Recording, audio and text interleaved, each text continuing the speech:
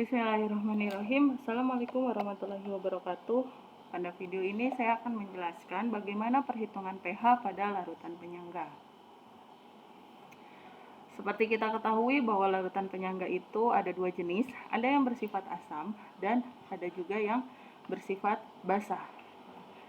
Kalau dia larutan penyangga yang bersifat asam, maka seperti yang Arrhenius bilang, asam itu di dalam air dia akan terurai menghasilkan ion H+. Jadi kalau dia larutan penyangga asam, maka yang bisa kita cari atau kita hitung adalah konsentrasi ion H+-nya. Dengan rumus seperti ini, Ka kali konsentrasi asam lemah dibagi konsentrasi basa konjugasi. Nah, nanti perhitungan konsentrasinya ini, baik si asam lemah maupun si basa konjugatnya, akan saya jelaskan lebih detail lagi ya setelah ini. Kemudian kalau konsentrasi H+-nya sudah dihitung, udah dapat datanya, udah dapat angkanya, maka bisa kita hitung pH-nya dengan rumus min log konsentrasi H+. Nah, kalau dia larutannya merupakan larutan penyangga yang bersifat basa, ya. Kalau di soal ciri-ciri dia, kita tahu dia larutan penyangganya asam atau basa, tinggal lihat aja. Kalau yang diketahui Ka berarti dia asam, kalau yang diketahui Kb berarti larutan penyangganya bersifat basa. Nah, kalau larutan penyangganya bersifat basa, maka yang dihitung bukan H+ melainkan OH-. Nah, nanti kalau nilai OH-nya udah diketahui, udah dihitung, kita bisa menghitung nilai pOH-nya. pOH itu rumusnya min log konsentrasi OH-. Nah, kalau pOH udah dihitung, kita bisa ngitung pH-nya pakai rumus 14 dikurangi pOH, ya, seperti ini. Nah, sekarang yang dimaksud gimana sih cara kita menghitung konsentrasi-konsentrasi ini, ya? Apakah langsung kita masukin data molaritas kalau ada diketahui di soal, masukin ke rumus ini, atau bagaimana? Akan saya jelaskan secara mendetail menggunakan contoh larutan penyangga yang bersifat asam. Ya, saya berikan contoh larutan penyangga yang bersifat asam yang terdiri dari campuran HCN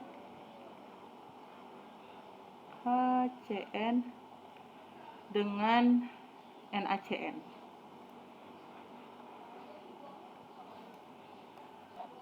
Untuk menghitung konsentrasi apa nih kalau dia larutan penyangganya bersifat asam? Ya, kalau dia bersifat asam berarti konsentrasi H+.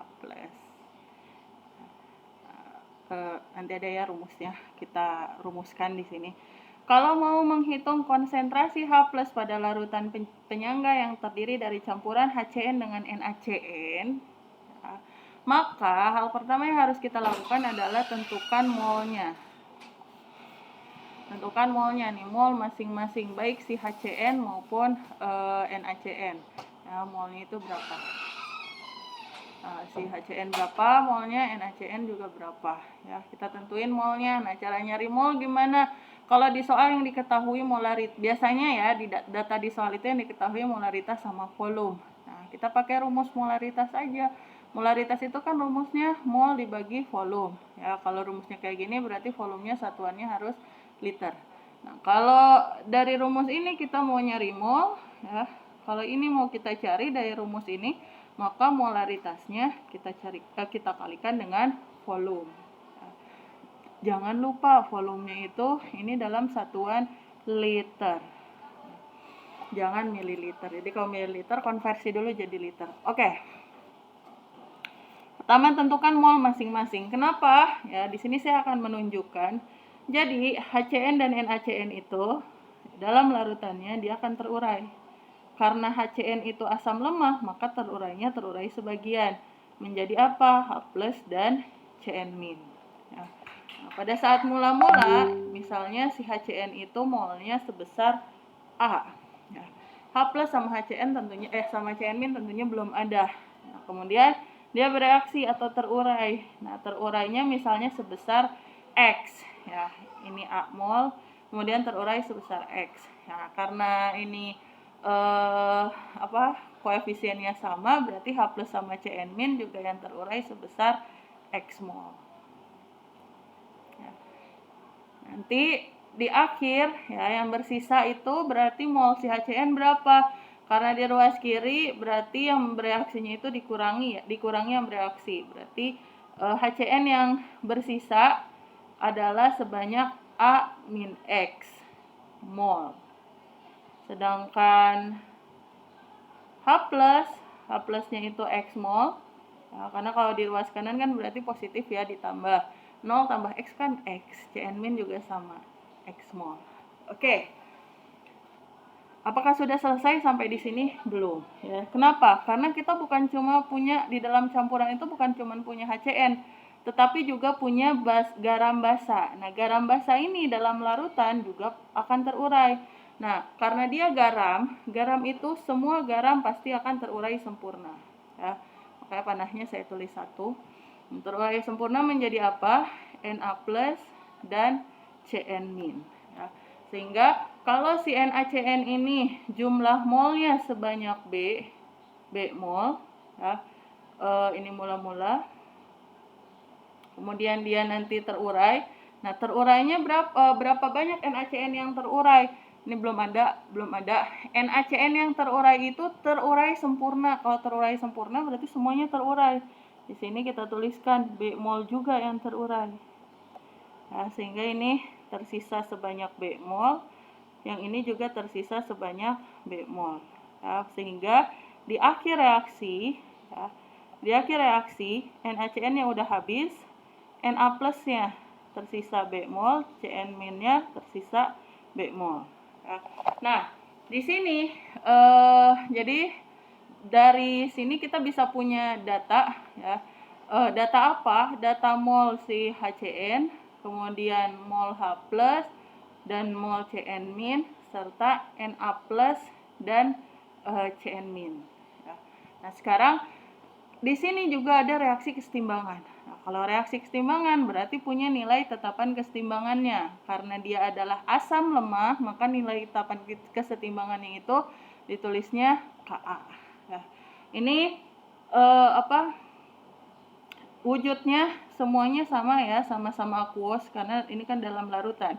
Nah, semuanya aquos, sehingga dalam rumus Ka-nya ya, kalian ingat-ingat lagi konsep kesetimbangan. Rumus Ka-nya ruas kanan, konsentrasi ruas kanan. Di ruas kanan itu kan ada H+, kemudian ada Cn min dibagi konsentrasi zat-zat yang ada di ruas kiri, yaitu HCN. Nah, sehingga dari rumus ini kita bisa menentukan bahwa kalau kita mau mencari konsentrasi H plusnya, ya tinggal dipindahin aja H plusnya ke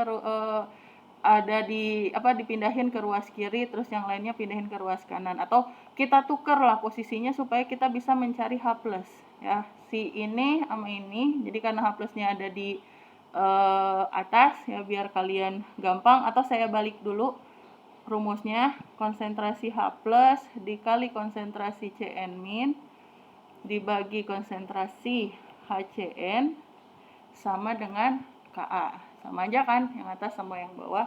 Nah, sekarang gimana kalau kita mau mencari konsentrasi H plusnya aja? Nah, berarti ini dan ini harus pindah ruas ya.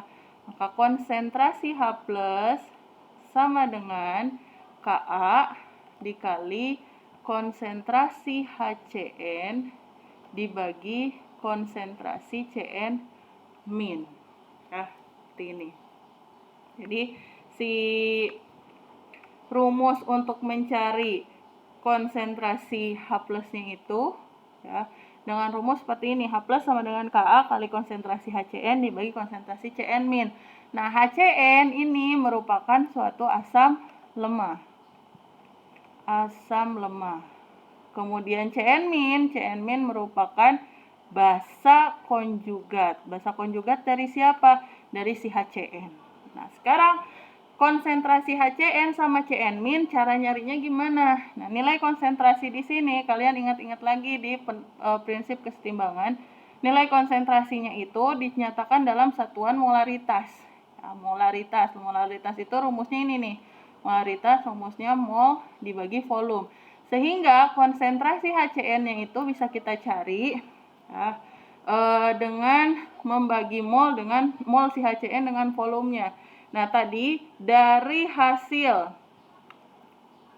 kita menguraikan si HCN, ya, terurainya HCN dengan NaCN di dalam larutannya. Nah, di sini ditemukan kita punya data bahwa mol HCN yang ada dalam larutan itu adalah sebesar A-X. Ya. Jadi mol HCN itu sebesar A-X. Berarti kalau kita masukin ke sini, konsentrasi H+ sama dengan Ka dikali molnya itu A-X dibagi volume campuran. Nah, kenapa volume campuran? Karena si HCN ini, ya HCN yang ini kan udah dicampur dengan NaCN. Ya. Jadi volumenya itu volume campuran. Kalau volume campuran berarti volumenya siapa ya? Volume HCN sama si NaCN-nya dijumlahin. Dibagi konsentrasi CN-. Nah, konsentrasi CN- ini diambil dari mana datanya? Ternyata kita punya dua data konsentrasi CN-. Ya, ada CN- yang berasal dari penguraian HCN, ada juga CN- yang berasal dari penguraian garamnya dari NaCN. Sehingga ya CN-nya ada dua sumber, berarti X ditambah B atau B ditambah X per volume campuran. Ya, jadi ini mol CN- dibagi volume campuran menjadi konsentrasi CN-. Mol si HCN dikurangi X, ya, dibagi volume campuran nih menjadi konsentrasi HCN. Jadi nilai konsentrasi HCN dengan CN-nya diganti dengan data ini. Nah, ini adalah mol. Susah sekali ini nulisnya. Mol, ini juga mol. Nah, kemudian ya, karena ini adalah suatu reaksi kesetimbangan, ya, HCN ini merupakan suatu asam yang lemah, sehingga terionisasinya juga tidak sempurna. Ya, tidak terionisasi sempurna. Karena tidak terionisasi sempurna,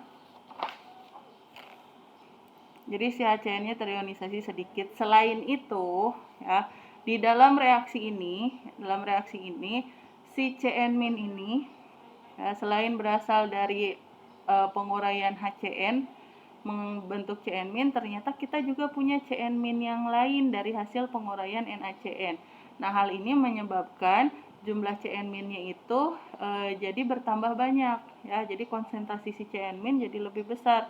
Nah, berdasarkan prinsip pergeseran kesetimbangan, kalau konsentrasi zatnya itu diperbesar, maka kesetimbangan ini akan bergeser ke ruas kiri. Ya. Sehingga jumlah CN- yang terbentuk di sini ini bisa kita abaikan, ya. Yang akhirnya nantinya, maaf ini saya hapus dulu. Karena mol CN- dari hasil penguraian HCN ini kita abaikan, sehingga nilai X-nya itu nanti diabaikan. X mol dari si CN- itu diabaikan. Kenapa diabaikan? Karena kesetimbangannya itu bergeser ke ruas kiri. Jumlah CN-nya itu lebih dominan dari sini, sehingga nilai X ini bisa diabaikan. Nah, sehingga rumus konsentrasi H+-nya, yang tadinya A-X mol bagi volume campuran menjadi konsentrasi H+ itu menjadi Ka dikali salah tulis,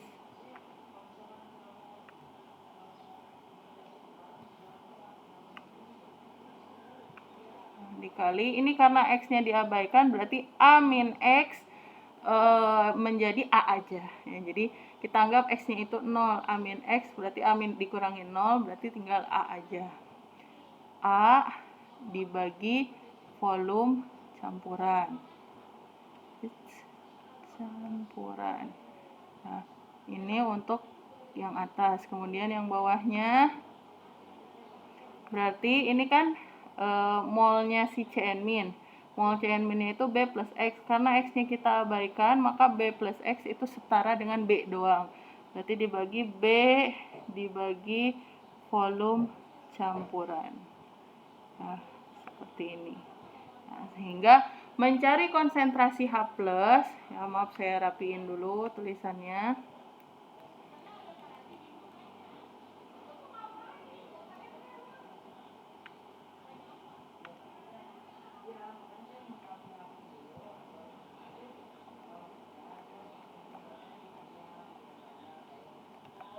Nah, rumusnya menjadi seperti ini. Ini rumus dari mencari konsentrasi H+ pada suatu larutan penyangga yang bersifat asam. Jadi H+ itu rumusnya Ka dikali A per volume campuran. Nah, ini adalah konsentrasi dari asam lemahnya. Ini ya rumus untuk atau cara mencari konsentrasi H+ untuk larutan penyangga yang bersifat asam. Nah, jadi kita perlukan data Ka. Kemudian A itu mol si asam lemah dibagi volume campurannya dibagi B itu adalah mol basa konjugat ya dari garam asam dibagi dengan volume campurannya. Nah, karena volume campuran itu biasanya sama, ini sebenarnya bisa dicoret ya, tapi biar kalian nanti kalau di perhitungan itu lebih teliti, sebaiknya tetap dicantumkan aja volume campurannya. Nah, berlaku juga untuk yang bersifat basa, larutan yang bersifat basa. Kalau yang bersifat asam yang dicari H+, kalau ya larutan yang bersifat basa, berarti yang dicari bukan H+, melainkan OH-. Ka-nya diganti menjadi Kb. Kemudian yang atasnya adalah konsentrasi basa lemah dan yang bawahnya ini adalah konsentrasi asam konjugat. Nah, molnya yang atas mol basa lemah, nah yang bawah mol asam konjugat dari garam basa. Dari garam basa ya. Kalau dia untuk larutan penyangga yang bersifat basa. Bukan garam basa, tapi garam asam. Ya, kalau dia larutan penyangganya bersifat basa. Baik, demikian. Terima kasih. Assalamualaikum warahmatullahi wabarakatuh.